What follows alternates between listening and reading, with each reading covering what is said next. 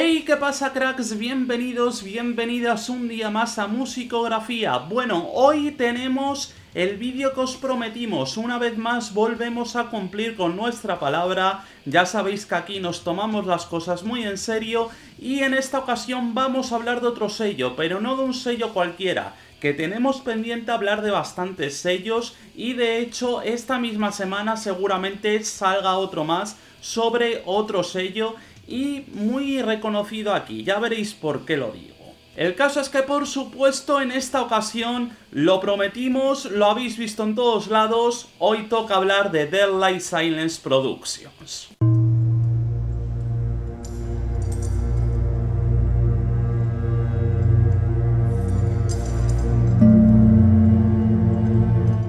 Y tras esta intro rebobinemos hasta 1986. In the Scene of the Evil fue y será un disco que construyó cimientos y situó a Sodom en boca de todo el mundo como no podía ser para menos. Los alemanes, en busca de un primer lanzamiento, tuvieron que grabar Obsessed by Cruelty en 2 ocasiones y como ya sabéis, ambas versiones salieron a la luz, tanto la grabada en Berlín como la que estaba grabada cerca de Nuremberg.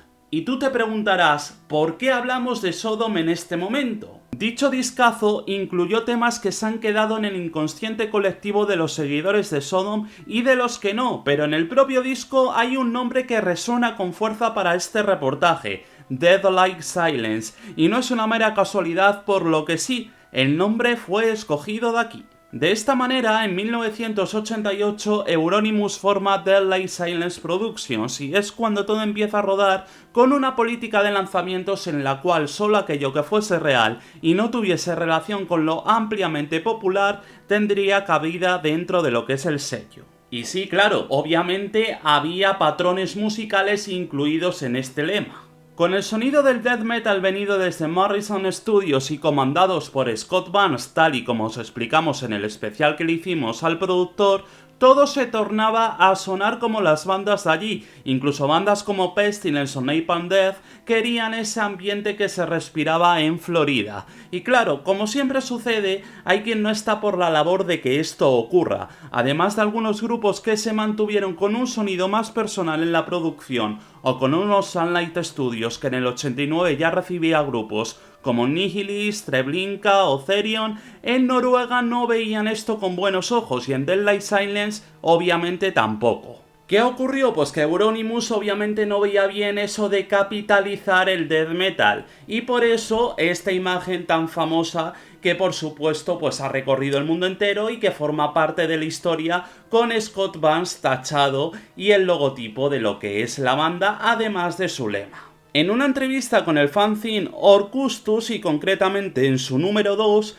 Euronymous hace alusión a que el death metal de hoy en día no tenía mucho sentido. Básicamente comentaba que el death metal debería hablar sobre muerte, masacres, zombies, la guerra, descomposición y demás temáticas relacionadas, no sobre la conciencia social, la corrupción política o cualquier otro aspecto que se manejase dentro de lo que es la vida. Por esto mismo, él comentaba que eso se debería llamar life metal y no death metal. El número es una jodida pasada, pero si llegáis a los 450 likes en este vídeo, os prometemos sacar la entrevista para que veáis lo que mola, porque esto lo dice sobre todo al final de la entrevista, pero antes también dice cosas muy interesantes. Con situaciones como esta, con la campaña Stop the Madness cambiada al Never Stop the Madness y el repudio a los Mossers, hizo que el eslogan estuviese más que claro, llevándose también de por medio a Anton LaVey por ser una persona que había convertido el satanismo en una diversión, en un espectáculo, en un juego y al final pues romper un poco lo que son los patrones del satanismo original.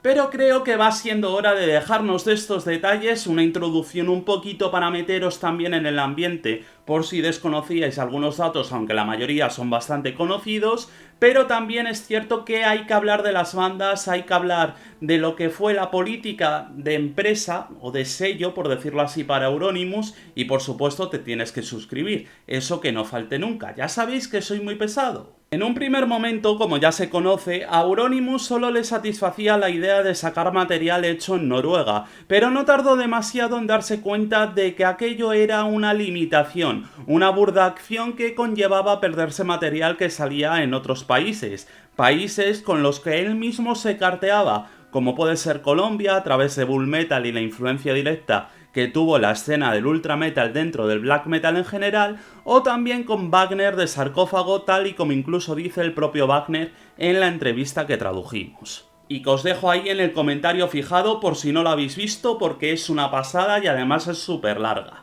Pero antes, eso sí, termina este vídeo. De hecho, entre las muchas cosas que había planeadas por parte de Euronymous, se incluía el sacar a grupos como los nombrados dentro del sello, a otras como Tormentor, motivo por el cual Attila al final acabó en Mayhem, o claro, cómo no recordar también cuando Darkthrone amenazaron con sacar su A Blaze in the Northern Sky en el sello de Euronymous, ante las diversas cosas que sucedían con Peaceville. Por supuesto, también podríamos hablar de los contactos mantenidos con bandas como los griegos Rotting Christ, como Monumentum, los polacos Imperator o por supuesto los peruanos Aides. Pero más allá de Hades, de Rotting Christ, de Imperator y de todas estas bandas, centrémonos en lo que sí que se sacó, así que vamos con el primero.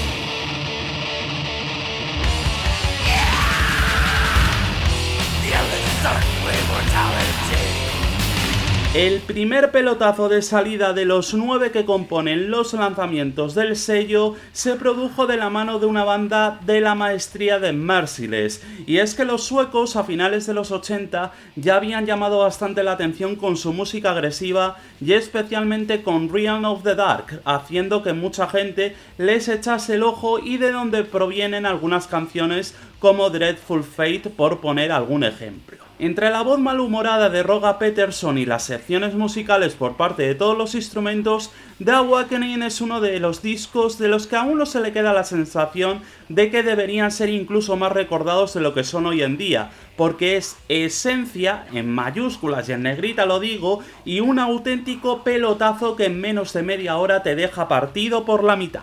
Y bueno, aunque el disco debió salir en el 89, al final acabó saliendo en 1990 con esta portada de aquí.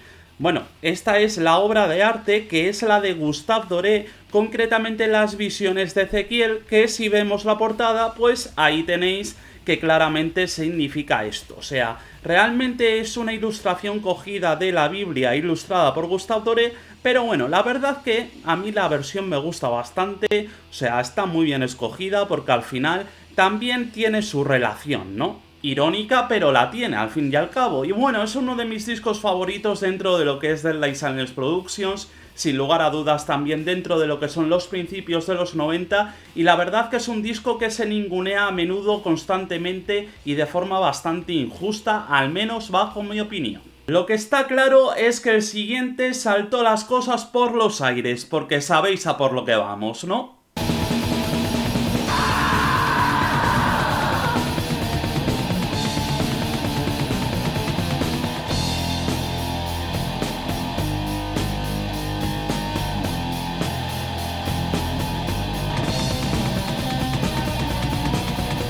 Hablar del primer disco de Burzum es hablar de una vaca sagrada, y no es para menos, porque con este disco es cuando todo cobra un sentido, cuando todo el alma del black metal se impregna y en sus canciones se vislumbra ese aura maligna y oscura que Varg quiso dar a su música, con además letras que se inspiran en sueños del propio autor o figuras mitológicas como Ea. Si se habla de black metal y se habla del origen, se tiene que hablar de este disco sí o también. La por entonces amistad entre Vikernes y Euronymous pues hizo que el segundo en cuestión coprodujese este trabajazo, y además colaboró también aportando el solo de War e hizo con él pues la canción que cierra el disco, ese Dungeons of Darkness, que queda tan bien.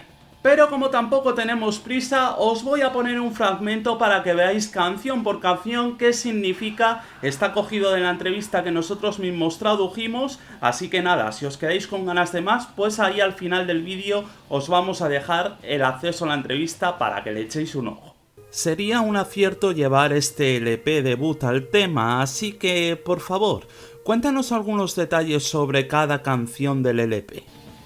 Feeble Screams, realizada a mediados del 91.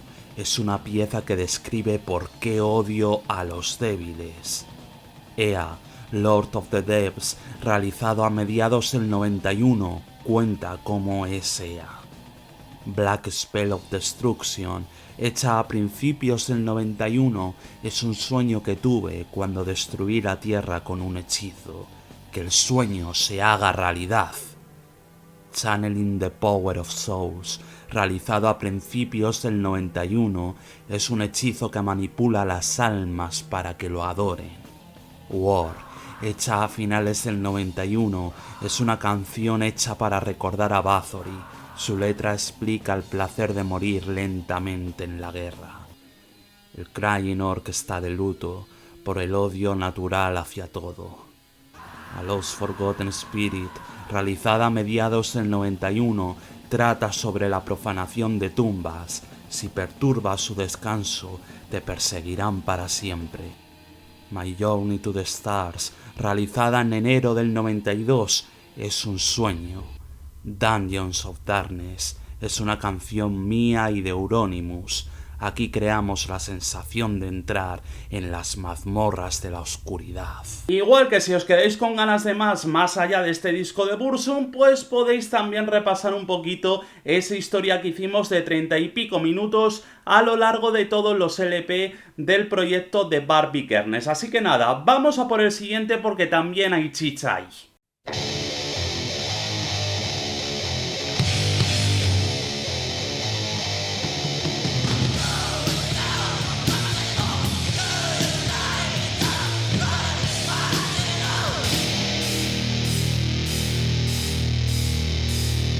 En Deathcrash, al contrario de lo que sucede con el disco homónimo de Burzum, todavía se dejan entrever patrones de otros géneros, y no es un black metal per se ni muchísimo menos, pero obviamente esto no priva que sea una absoluta maravilla de disco que de hecho sorteamos cuando llegamos a los 1000 suscriptores el año pasado.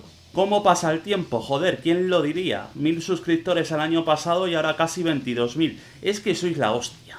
En Deathcrash se observa cómo el odio se traslada a algo fiero, directo, en canciones donde la podredumbre va en derredor a un montón de detalles que se interpretan desde las propias letras del disco hasta la mismísima portada, porque si no conocéis el origen de la misma, pues para eso estamos nosotros, para decírosla. Hasta donde la mente me alcanza a recordar, y según decía el propio Necrobatcher en su biografía, la portada del Deathcrash fue conseguida en una biblioteca de un libro que cogieron. A Maniac le llamó la atención y decidieron que debía ser la portada del disco, porque además guardaba atrás de sí el concepto de la muerte que querían imprimir: unas manos cortadas en una ejecución sucedida en Mauritania.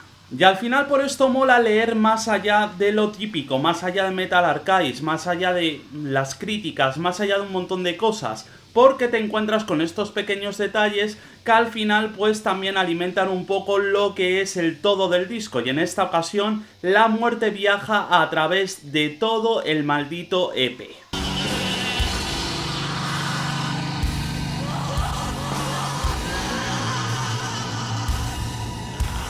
Sí, lo sé, ahora debería venir otro disco, pero estoy siguiendo el número de catálogo para este repaso y por ende toca el Antimos número 4, que es este disco de Abruptum en el cual no se puede ser del todo certero. Tiene cosas positivas y negativas. ¿Por qué? Porque Abruptum lo que siempre han querido dar con su música es una visión atmosférica sobre lo siniestro, con una música en muchas ocasiones improvisada y donde, si hablamos de noise, es uno de los grupos por donde habría que comenzar a hacerlo. La visión de este disco está punto por punto bien ejecutada. El problema es que a mí Abruptum, pues sí, hay momentos en los cuales sí que me convencen más, pero por regla general la verdad que no es una banda que yo disfrute con ella. Eso sí, es bastante rara y obviamente esto juega mucho en contra y a favor de la gente y divide muchas opiniones, así que ahí queda la mía.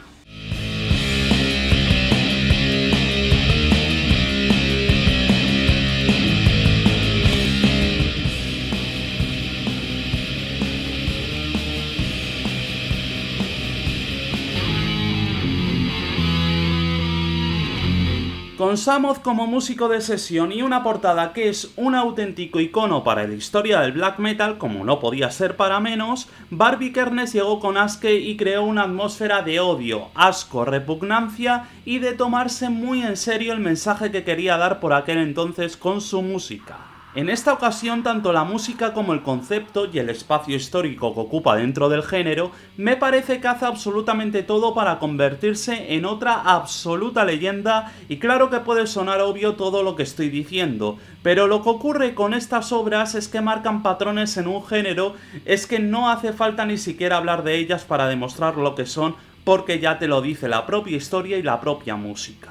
Y en este caso ocurre así porque Aske marca también muchos patrones, y dentro de Deadly Silence Productions es el último disco de Burzum que aparece, pero no sería el último disco en el que aparece Barbie Kernes. ¿Por qué? Porque toca hablar de otra absoluta leyenda.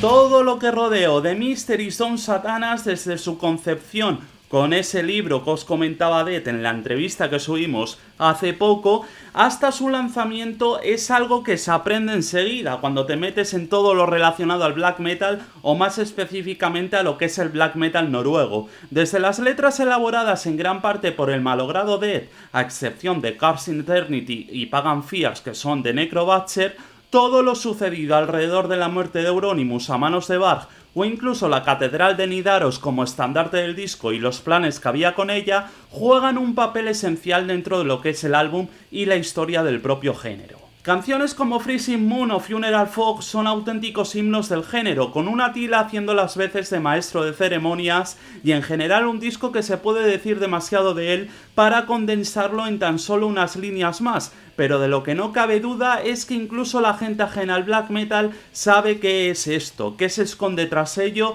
y eso sí, no tanto se entienden lo que se siente con el mismo. Por supuesto, incluyendo el presente y lo siguiente que se va a suceder, Euronymous para esta ocasión ya era historia, pero nos quedaban unos cuantos lanzamientos.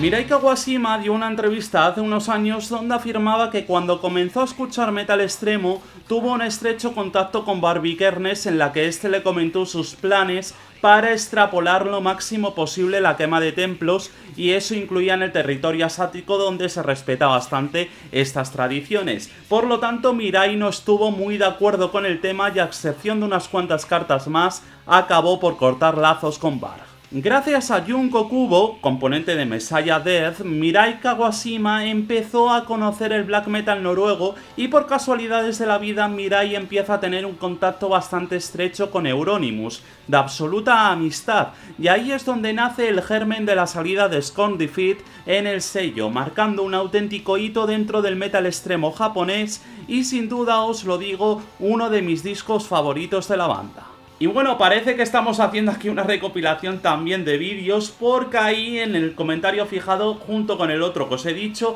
también os voy a dejar un vídeo que hicimos acerca de la relación tan estrecha que tenía Mirai Kawashima con Euronymous, y merece mucho la pena escucharlo porque vais a profundizar más en lo que acabamos de decir. Sea lo que sea, Scorn Defeat es un discazo, y por supuesto Sig es una banda que a ver si sacamos más en el canal. Tal vez un top caiga dentro de poquito.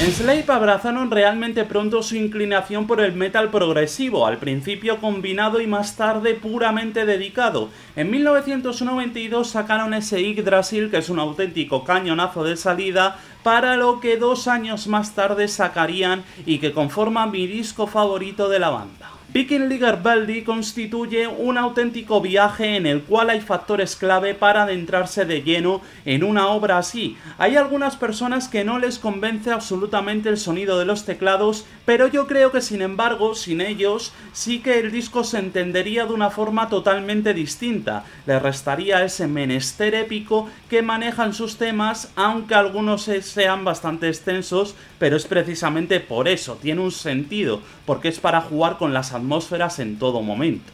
A mí sin duda me parece un disco espectacular, colosal en todos los sentidos y lo consideraría sin lugar a dudas como un disco bastante clásico y dentro de lo que entraría de la discografía de Slade, que a mí me gusta muchísimo. Sí que es cierto que también me gusta su nueva etapa, al igual que ocurre con Ulve, es una banda que ha cambiado mucho con el tiempo, pero me siguen convenciendo ambas formas de ellos. Pero en fin, vamos con el último.